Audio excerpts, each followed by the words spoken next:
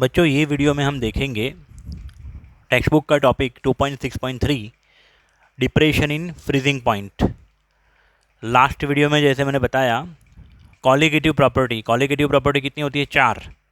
एक P0 minus P upon P0 जिसको बोलते हैं relative lowering of paper pressure. दूसरा delta TB elevation in boiling point. ये दोनों हमने पढ़ लिया।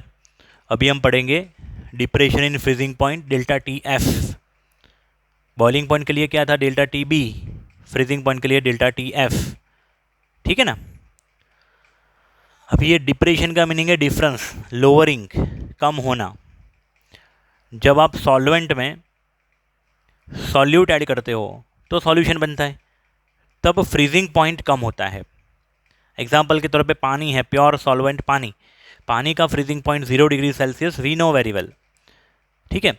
अभी पानी में अगर हमने कुछ लिक्विड कोई भी सॉलिड ऐड कर दिया, नॉन वॉलेटाइल सॉलिड, जैसे कि sugar, NaCl, glucose, urea etcetera, और मिक्सचर बना दिया, सॉल्यूशन बना दिया, तो उसको जब हम फ्रीज़ करने के लिए रखेंगे ना, तो वो 0 डिग्री पे फ्रीज़ नहीं होगा, 0 से थोड़ा लोअर, -0.5, -1 डिग्री, -2 डिग्री सेल्सियस।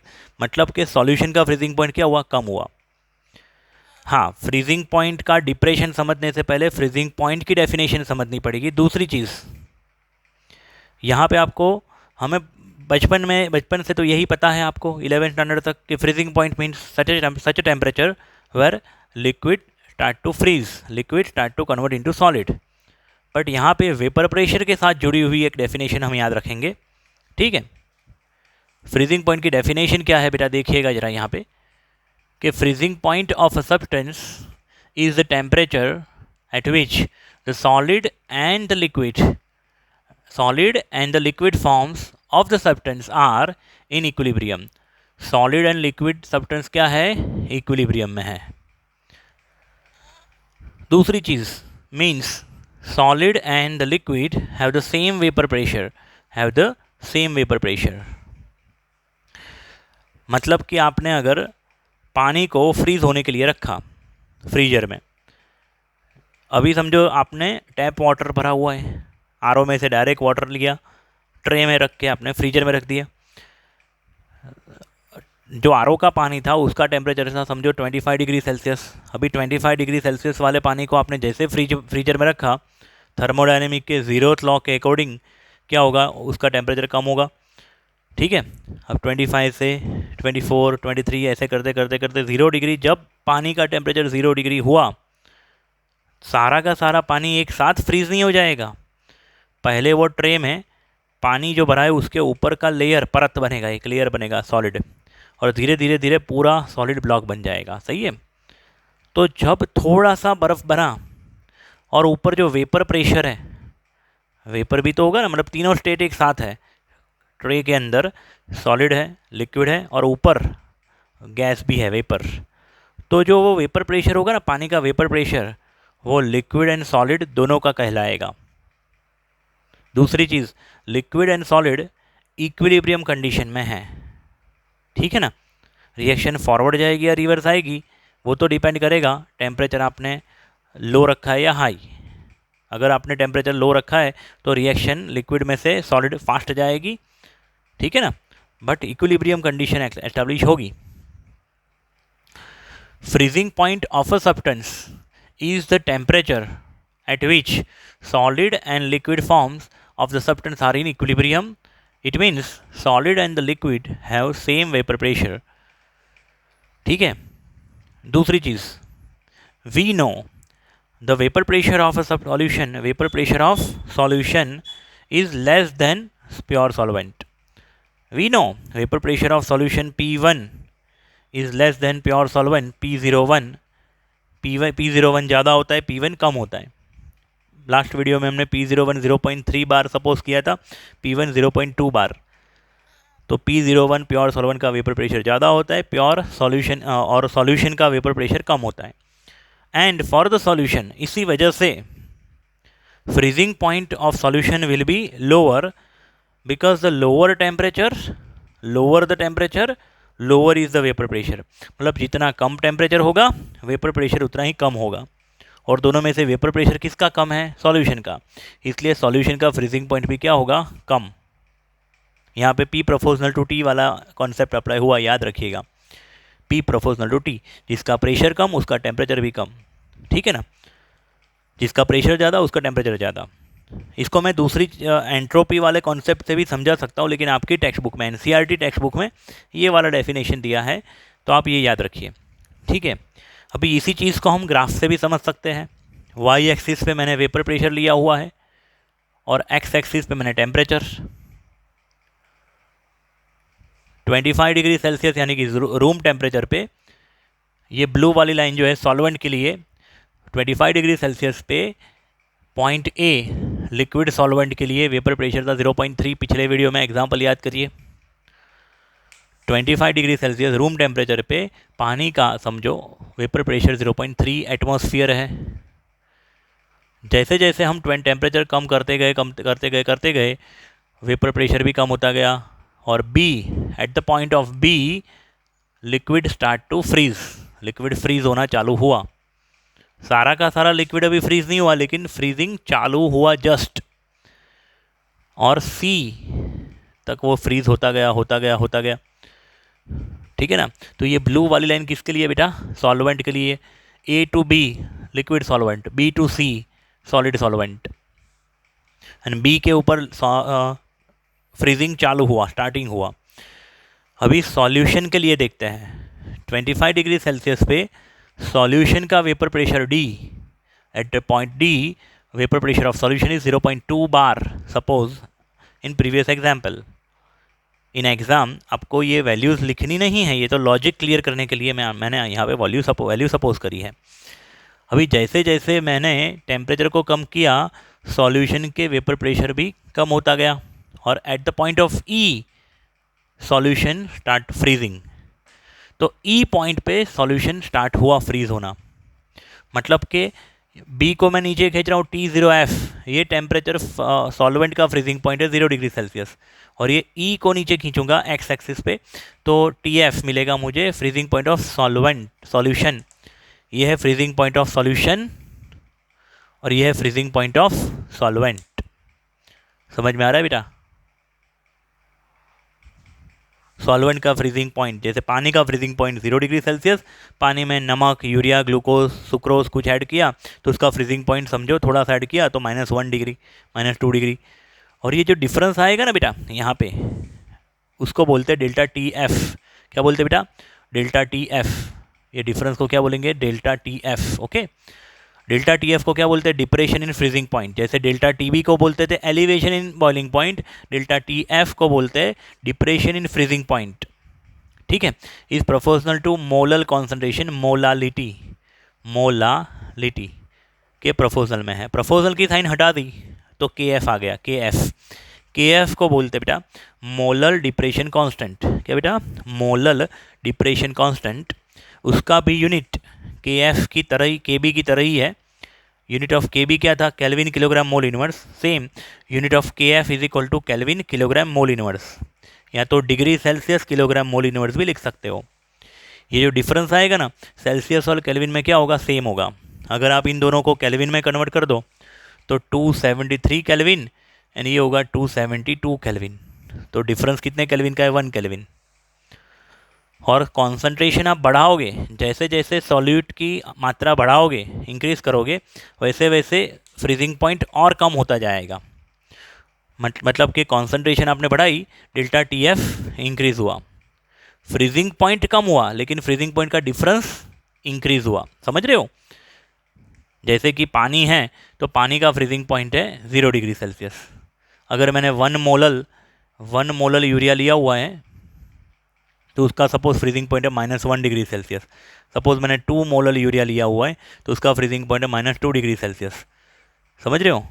अभी यहाँ पे ये है सॉल्वेंट और फर्स्ट सॉल्यूशन में डिफरेंस देखे तो 0 -1, तो डेल्टा TF कितना होगा? 1 डिग्री सेल्सियस का।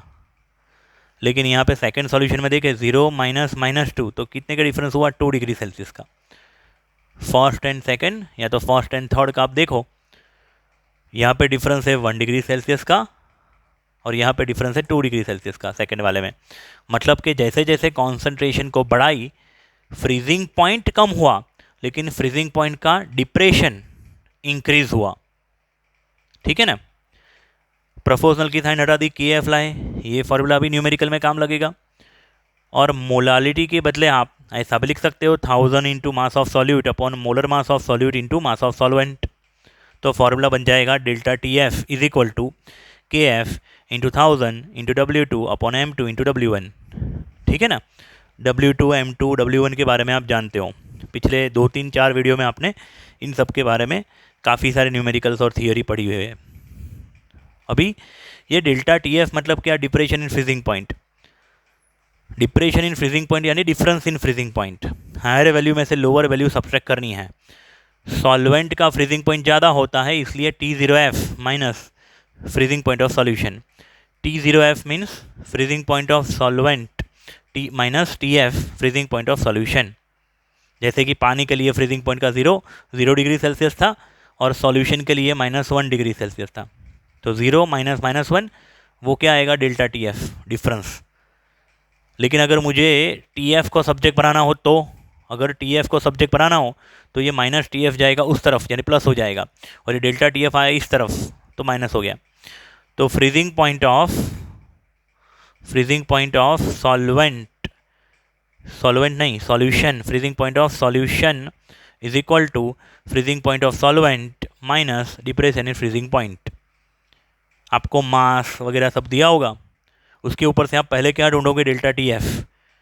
वो डेल्टा TF को सब्ट्रैक्ट करना है किस में से, फ्रीजिंग पॉइंट ऑफ सॉल्वेंट, क्योंकि each solvent have specific T0F। कोई भी सॉल्वेंट, कोई भी प्योर लिक्विड होगा ना, उसका फ्रीजिंग पॉइंट फिक्स होगा। जैसे पानी का freezing point 0 degree Celsius that we know, उसी प्रकार T0F क्वेश्चन में दिया होगा, डेल्टा TF ने हमने कैलकुलेशन से ढूंढा, सब्ट्रैक्शन करके क्या निकालेंगे, फ्रीजिंग पॉइंट ऑफ सॉल्यूशन। इसका भी हम न्यूमेरिकल देखते हैं, ठीक है।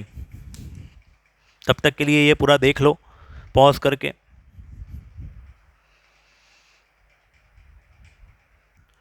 जो हमने फ्रीजिंग पॉइंट के बारे में पढ़ा, उसके बाद थोड़ा बहुत फॉर्मूला का रिवीजन हो जाए। Elevation in boiling point, last video में एलिवेशन इन बॉइलिंग पॉइंट के बारे में हमने पढ़ा था, ठीक है। क्या फॉर्मूला था, delta TB, elevation in boiling point means delta TB is equal to KB into molality. Molality के बदले मैंने क्या रख दिया, 1000 into W2 upon M2 into W1। अभी ये KB क्या है बेटा, molal elevation constant. Delta TB को क्या बोलते हैं, एलिवेशन इन बॉइलिंग पॉइंट, और KB means molal elevation constant, ठीक है। अभी अगर मुझे सॉल्यूशन का अगर मुझे बॉइलिंग पॉइंट ढूंढना है तो क्या करूँगा, solvent, boiling point of solvent, pure solvent plus boiling point का डिफरेंस उसके अंदर जोड़ दूंगा, ऐड कर दूंगा। जैसे पानी एज ए सॉल्वेंट मैंने एग्जांपल के तौर पर लिया है, तो पानी में बॉइलिंग पॉइंट होता है 100 डिग्री सेल्सियस, उसके अंदर कुछ सॉल्यूट ऐड करके ये सब वैल्यू डाल के मैंने डेल्टा TB चेक किया, तो उसका डेल्टा TB आ रहा है समझो 1 डिग्री। तो 100 + 1 सॉल्यूशन का बॉइलिंग पॉइंट होगा 101, ठीक है। दूसरा, डिप्रेशन इन फ्रीजिंग पॉइंट, ये वीडियो में देखा हमने बराबर बिगिनिंग में। Depression in freezing point delta TF is equal to KF into molality. Molality के बदले 1000 into W2 upon M2 into W1। मतलब वैसे देखा जाए तो ये दोनों फॉर्मूला सेम है, खाली यहाँ पे B KB TB KB, यहाँ पे TF KF का डिफरेंस है। KF का मीनिंग होता है मोलर डिप्रेशन कांस्टेंट, ठीक है। अभी अगर मुझे फ्रीजिंग पॉइंट ऑफ सॉल्यूशन ढूंढना है, फ्रीजिंग पॉइंट ऑफ सॉल्यूशन, तो फ्रीजिंग पॉइंट ऑफ सॉल्वेंट उसमें से मैं डेल्टा TF को सब्सट्रैक्ट करूँगा। जैसे कि डेल्टा TF मुझे मिला समझो 2 डिग्री या 1 डिग्री सेल्सियस, पानी का फ्रीजिंग पॉइंट है 0 डिग्री सेल्सियस, तो 0 माइनस 1 आंसर आएगा -1। सॉल्यूशन का फ्रीजिंग पॉइंट क्या आएगा, -1 डिग्री सेल्सियस। समझ में आ रहा है, वो तो डिपेंड करेगा, -1 आएगा, -2 आएगा, -3 क्या आएगा, वो तो ये वैल्यूज़ के ऊपर डिपेंड करेगा, ठीक है। अभी ये जो KB एंड KF है वो पर्टिकुलर सॉल्वेंट के ऊपर डिपेंड करता है। किसके लिए ऊपर डिपेंड करता है बेटा, सॉल्वेंट के ऊपर। पानी के लिए KB की वैल्यू मैंने बोला था 0.52 एंड KF की वैल्यू पानी के लिए 1.86, वो आप याद रख लीजिएगा न्यूमेरिकल पॉइंट ऑफ व्यू। अब ये जो KB और KF है उसके भी फॉर्मूला है जो आपको एमसीक्यू और थियोरी पॉइंट ऑफ व्यू याद रखने हैं। इसके ऊपर से न्यूमेरिकल्स नहीं है टेक्स्ट बुक में, लेकिन आपको थियोरी पॉइंट ऑफ व्यू से याद रखने हैं। Molal elevation constant K B is equal to m1 into R into T0b²। m1 means molecular mass of solvent, जो कोई भी सॉल्वेंट है, आर यानी gaseous constant, T0b boiling point of pure solvent उसका स्क्वायर था, अपॉन में 1000 into delta H of vaporisation enthalpy of that particular solvent. 1 mole substance के लिए इसको इवोपरेट करने के लिए जो हीट चाहिए उसको बोलते हैं डेल्टा एच ऑफ वेपराइजेशन, जो लेटेंट हीट के ऊपर से हम ढूंढ सकते हैं। ठीक है, फिर molar depression constant K F, उसका फॉर्मूला है m1 into R into T0f² upon 1000 into delta H of fusion. Means 1 mole substance को फ्यूज़ होने के लिए जो एंथैल्पी चाहिए उसको बोलते हैं फ्यूज़न एंथैल्पी, जो कि होता है एंडोथर्मिक प्रोसेस। ठीक है ना, प्लस में, मतलब एनर्जी की वैल्यू यहाँ पे प्लस में रखनी है, फ्यूज़न एंथैल्पी। अभी 1 मोल सब्सटेंस को पिघलने में जितनी एंथैल्पी प्लस में चाहिए होगी, उसको फ्रीज होने में उतनी ही एंथैल्पी माइनस में चाहिए होगी। ठीक है ना, लेकिन यहाँ पे डिनोमीटर में हम लोग क्या रखेंगे, प्लस वाली वैल्यू रखेंगे, फ्यूज़न एंथैल्पी। और इसके ऊपर से हम क्या ढूंढ सकते हैं, के एफ।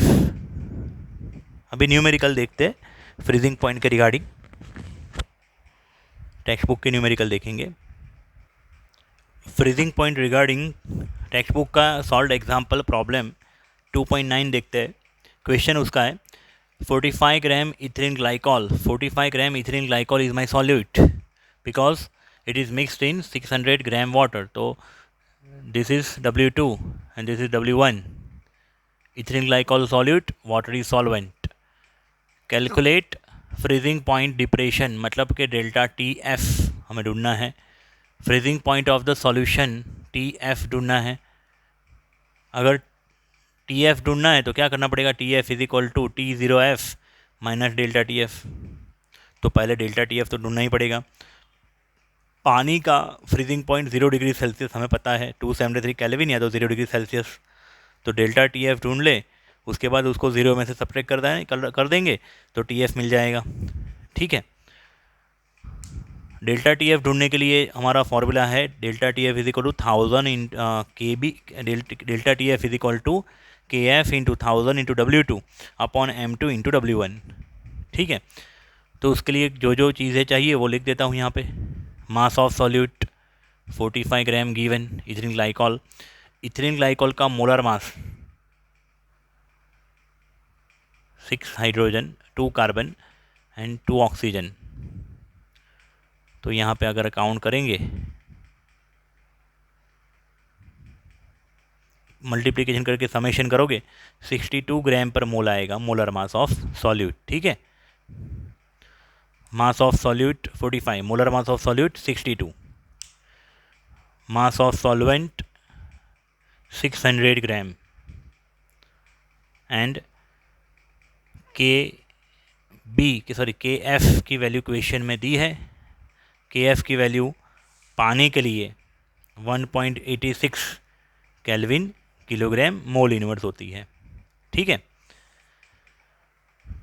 तो हम लोग पहले क्या ढूंढेंगे बेटा, डेल्टा TF। डेल्टा TF का formula KF into 1000 into W2 upon M2 into W1। Values put करते हैं इसके अंदर। Delta TF is equal to KF है 1.86 इंटू 1000 इंटू W2 की वैल्यू है 45 ग्राम upon M2 molecular mass 62 into mass of solvent 600 ग्राम।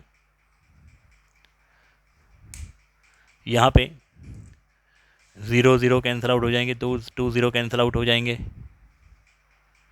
45 को 3 से कैंसिल आउट किया हमने। 15 यहाँ पे 3 से कैंसिल कर 2, इसको 2 से कैंसिल आउट कर सकते हैं, ऊपर वाली वैल्यू को भी। अगर ये 1.86 को 10 से मल्टीप्लाई करें तो क्या हो जाएगा, 18.6 हो जाएगा ना, 18.6 18.6 into 15 divide by 62 into 2। Again आप इसको 2 से कैंसिल आउट कर सकते हो, कैलकुलेशन करोगे आप ऐसे, ठीक है। तो वो कैलकुलेशन का आंसर कितना आ रहा है देखते हैं।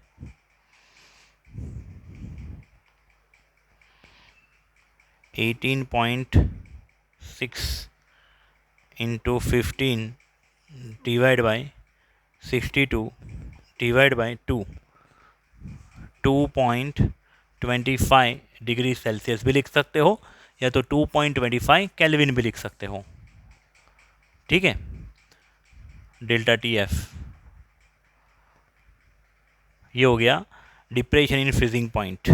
फिर हम उसको, इसके बाद हम ढूंढेंगे freezing point of solution. Freezing point of solution is equal to freezing point of pure solvent minus delta T F. Pure solvent पानी का फ्रीजिंग पॉइंट है 273 केल्विन और डेल्टा टी एफ है 2.25। इसका सब्सट्रैक्शन करेंगे तो 270.75 केल्विन आएगा। ये हो गया फ्रीजिंग पॉइंट ऑफ सॉल्यूशन। अगर आप सेल्सियस में करना चाहो तो भी कर सकते हो, ठीक है ना। 0 माइनस 2.25 तो माइनस 2.25 डिग्री सेल्सियस भी लिख सकते हो। मेरा सजेशन है आप केल्विन में आंसर लाओ तो ज़्यादा अच्छा रहेगा। दो चीज़ें ढूंढनी थी, ढूंढ ली यहाँ पे। देखते हैं next question. Next question extra question है, टेक्स्ट बुक का क्वेश्चन नहीं है ये, लेकिन ये ऐसे क्वेश्चन कॉम्पिटिटिव एग्जाम के लिए काम के हैं। और solution containing 2.56 gram of sulphur dissolve in 100 gram of naphthalene. Naphthalene का फॉर्मूला ये रहा C10H8। उसका स्ट्रक्चर ये प्रकार से होता है। ये बीच वाले 2 कार्बन के साथ हाइड्रोजन नहीं जुड़े होते, बाकी 1 2 3 4 5 6 7 8 हाइड्रोजन और total 10 carbon. C10H8 naphthalene. Naphthalene का मास है 100 gram, that is W1। 2.56 gram sulphur is a solute. अभी एलिमेंटल फॉर्म में जैसे O अकेला नहीं होता है ना, O2 फॉर्म में होता है। एलिमेंटल फॉर्म में O कैसे होता है, O2 फॉर्म में, नाइट्रोजन N2 फॉर्म में। वैसे सल्फर S6 या S8 के फॉर्म में हो सकता है। S2 से लेके S20 तक कोई भी स्ट्रक्चर हो सकता है, लेकिन ज़्यादातर सल्फर S8 या S6 के फॉर्म में पाया जाता है, ठीक है। Rhombic sulphur, monoclinic sulphur. अभी वो सल्फर मॉलिक्यूल, यहाँ पे सल्फर का मीनिंग हमें निकालना है कि बेटा सल्फर मॉलिक्यूल। अभी देखो फिर से एक बार क्वेश्चन पढ़ते हैं। Solution containing 2.56 gram of sulphur which is solute dissolve in 100 gram of naphthalene which is solvent whose melting point is 80.1 degree Celsius. मतलब ये जो बॉइलिंग पॉइंट दिया है वो है T0F, sorry freezing point, melting point या तो फ्रीजिंग पॉइंट। ये फ्रीजिंग पॉइंट दिया है, क्योंकि मेल्टिंग पॉइंट और फ्रीजिंग पॉइंट सेम ही होता है। ये मेल्टिंग पॉइंट दिया है किसका, सॉल्वेंट का। सॉल्वेंट का freezing point 80.1 degree Celsius. Who gave a freezing point lowering, यानी कि delta T F 0.680 degree Celsius. Delta T F, के एफ की वैल्यू दी है और ढूंढना क्या है, calculate the formula of sulphur. मतलब सल्फर एक्स, सल्फर 6 है, सल्फर 8 है, क्या है वो हमें ढूंढना है। जो डेटा हमारे पास है, देखो डेल्टा टी एफ का जो फॉर्मूला है, delta T F is equal to K F into 1000 into W2 upon M2 into W1। इसमें कौन सा डेटा मिसिंग है, कौन सा एक चीज़ अननोन है। डेल्टा टी एफ गिवन है 0.68 डिग्री सेल्सियस, 68 डिग्री सेल्सियस। के एफ दिया हुआ इक्वेशन में 6.8। W2 है गिवन 2.56। सल्फर का मॉलिक्यूलर मास नहीं पता है। W1 हमारे पास है 100 ग्राम, ठीक है ना। Suppose molecular formula of sulphur is SX and that's why molecular mass of sulphur is equal to क्या होगा, x into atomic weight of sulphur, x into atomic weight of sulphur is 32, यानी कि 32x। हम M2 के बदले क्या रख देंगे बेटा, मॉलिक्यूलर मास ऑफ सॉल्यूट के बदले क्या रख देंगे, 32x, क्योंकि 32 इंटू 6 करना है, 32 इंटू 8 करना है, 32 इंटू 10 करना है, वो हमें नहीं पता है। तो हम अगर x ढूंढ लेंगे तो उसका फिर फॉर्मूला ढूंढ पाएंगे। ठीक है, अभी डेल्टा TF ये जो भी वैल्यू दी है सब वैल्यू पुट कर देते, मतलब ये TF की कोई ज़रूरत ही नहीं है, इन सब की ज़रूरत है, T0F की ज़रूरत ही नहीं है, क्वेश्चन में खाली फोकट का दिया हुआ है। 0.68 डिग्री सेल्सियस किसका है, डेल्टा TF की वैल्यू है, KF की वैल्यू है 6.8 into 1000 into W2 mass of solute 2.56, M2 32x into W1 है 100, x को सब्जेक्ट बनाते बेटा, x सब्जेक्ट बनेगा 6.8 into 1000 into 2.56 divide by 0.68 into 100 और 32 x में से खाली x को ऊपर भेजा, 32 नीचे रह जाएगा, 32 इंटू 100। आया समझ में। अभी हम लोग जो कट होता है कैंसिल होता है उसको कैंसिल कर देते हैं, यहाँ पे कैंसलेशन होगा 10 से, 6.8 एंड 0.68, तो ऊपर वाली वैल्यू 10 गुना ज़्यादा बड़ी है तो 10 से कैंसिल आउट होगा। अभी 2.56 इंटू 10 मतलब क्या हो जाएगा, 256 हो जाएगा बेटा, 256 अपॉन 32, 256 अपॉन 32, ऊपर नीचे आप दोनों जगहों को 16 से कैंसिल आउट कर सकते हो, या तो सिंपल लैंग्वेज में बोलूँ 32 फाइजा 32 एट्जा होगा। यहाँ पे ऊपर नीचे आप अगर कैंसिल आउट करो 32 एट्जा करोगे ना तो 256 आएगा बराबर। तो यहाँ पे कितना होगा, x इज इक्वल टू 8। देखिए अपनी शीट में, यहाँ जो विनर्स एकेडमी ऑफ साइंस के स्टूडेंट हैं उनको मैंने शीट दी है, उनको पेज नंबर 63 के ऊपर क्वेश्चन है 6, प्रॉब्लम 6, ठीक है ना। 256 डिवाइड 256 कैसे हुआ पता चला ना, 2.56 इंटू 10 256 डिवाइड बाई 32 करोगे x आएगा 8। It means molecular formula of sulfur is equal to here as 8। ठीक है, और आपको 4 सम टेक्स्ट बुक के होमवर्क में करने हैं। इल्यूस्ट्रेशन, सॉल्व इल्यूस्ट्रेशन, एग्जाम्पल 2.10, इन टेक्स्ट क्वेश्चन जो अनसॉल्व 2.10, एक्सरसाइज का अनसॉल्व एक्सरसाइज का 2.20 और एक्सरसाइज का अनसॉल्व 2.21। ये 4 डेल्टा TB या तो डेल्टा TF के साथ जुड़े हुए क्वेश्चन हैं, आप दे सॉल्व करिए। उसमें से अगर कोई भी क्वेश्चन नहीं आता है तो डिस्क्रिप्शन बॉक्स में मेरा व्हाट्सएप नंबर है, बताइए मुझे, मैं आपको सॉल्व करवाऊँगा। मिलते हैं बच्चों अगले वीडियो में। Osmotic pressure, last 2 topic remaining of this chapter, osmotic pressure and abnormal molecular mass, जिसके साथ एबनॉर्मल मॉलिक्यूलर मास के साथ जुड़ा हुआ एक टॉपिक है। Association, dissociation, went of factor, means main 2 topic अभी बाकी है, जो 2-3 वीडियोस में ख़त्म हो जाएगा टेक्स्ट बुक का ये टॉपिक। मिलते हैं बच्चों अगले वीडियो में।